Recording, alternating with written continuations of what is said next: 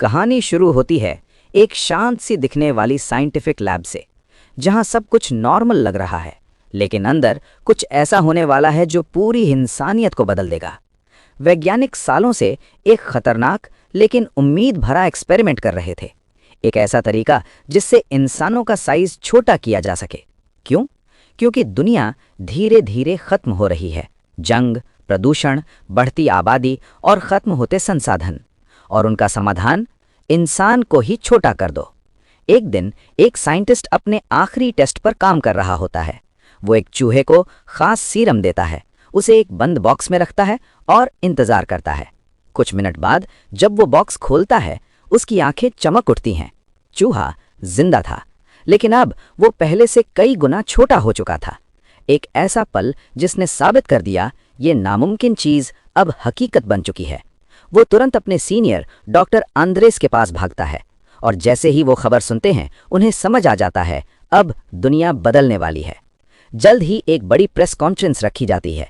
सैकड़ों लोग, मीडिया, कैमरे सब एक ही सवाल के साथ खड़े हैं, क्या ये टेक्नोलॉजी सच में काम करती है?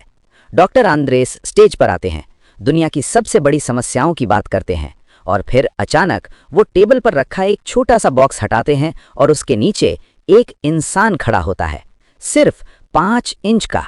पूरा हॉल एकदम शांत।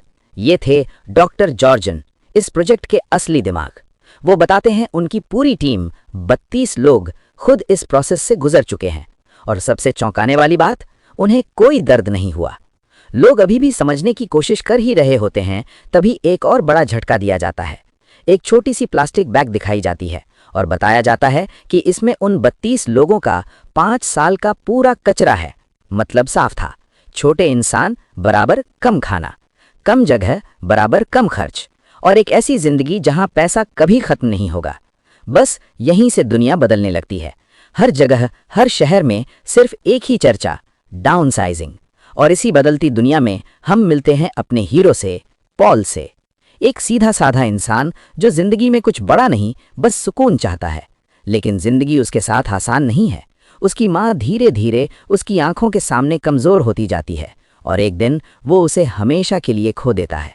थोड़ा पॉज।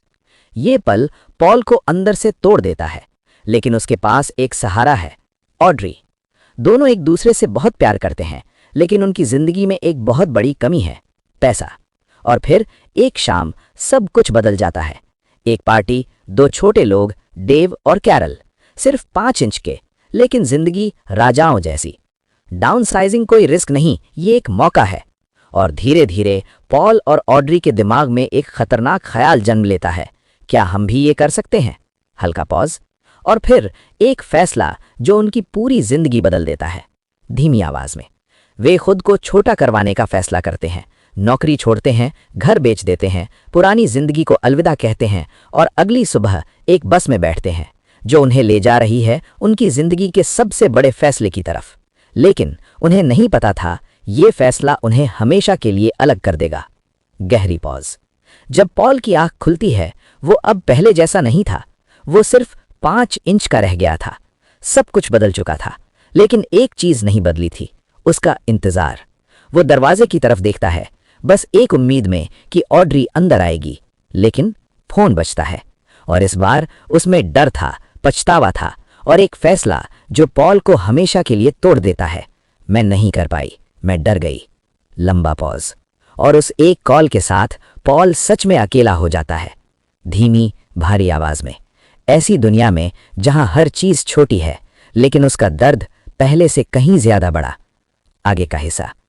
पॉल जी तो रहा है, लेकिन अंदर से पूरी तरह खाली है। तभी उसकी जिंदगी में एंट्री होती है सारा की। एक साधारण औरत, लेकिन एक असाधारण कहानी। क्यों कर रही हो ये सब? क्योंकि मुझे जिंदा रहना है। पॉज। ये जवाब पॉल को अंदर तक हिला देता है, और यहीं से उसकी जिंदगी बदलने लगती है। अब वो अमीर नहीं, बल्कि मदद करने वाला इंसान बनता है। दूसरों के लिए जीना शुरू करता है, और पहली बार उसे सुकून मिलता है।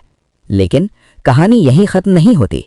एक नया मौका, एक खतरनाक सफर, और एक रहस्य, नॉर्वे। अगर पॉल जा रहा है तो मैं भी जाऊंगी।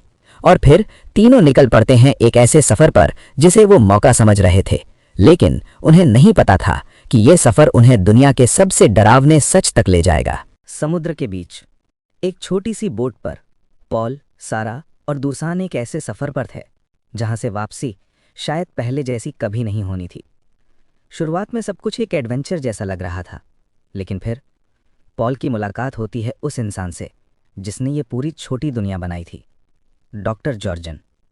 वही इंसान जिसने इंसानों को छोटा करने का आइडिया दिया।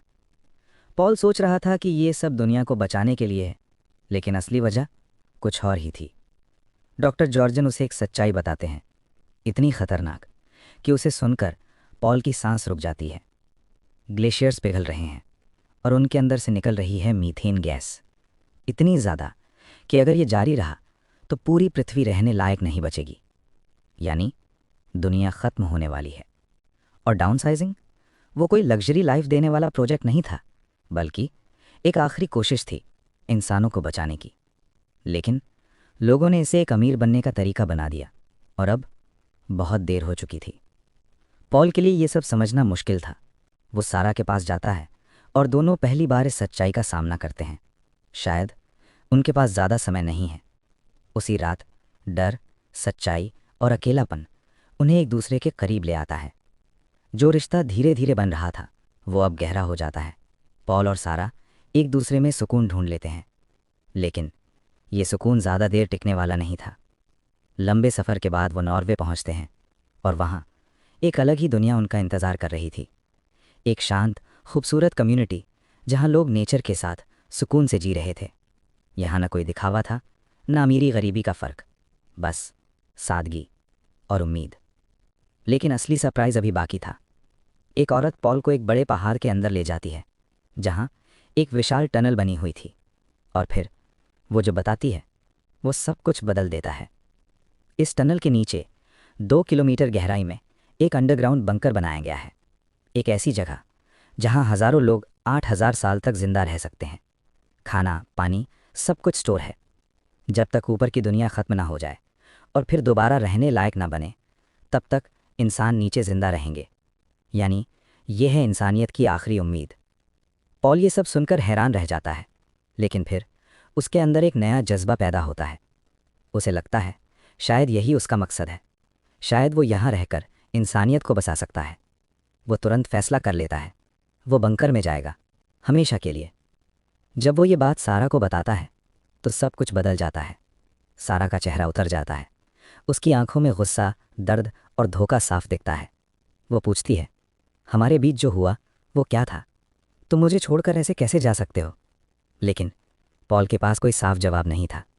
उसके लिए ये सिर्फ एक मौका था कुछ बड़ा करने का, लेकिन सारा के लिए ये उसका दिल टूटने जैसा था।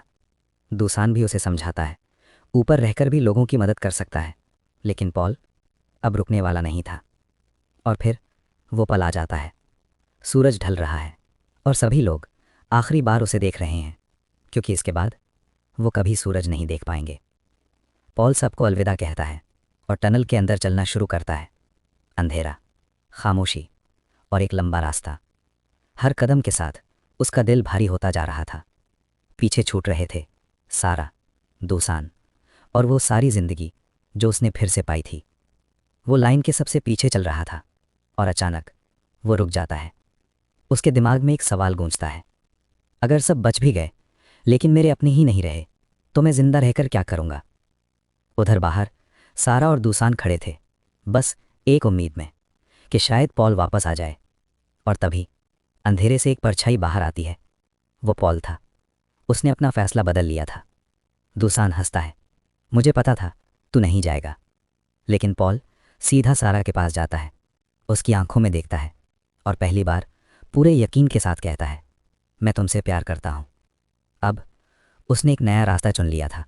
ना कोई बंकर, ना कोई भागने की कोशिश, बस यहीं रहकर लोगों की मदद करना। क्योंकि आखिर में ज़िंदगी सिर्फ जीने का नाम नहीं है, किसी के लिए जीने का नाम है। अगर आपको ऐसी ही दिल छू लेने वाली कहानियाँ पसंद हैं तो वीडियो को लाइक करें और चैनल को सब्सक्राइब ज़रूर करें।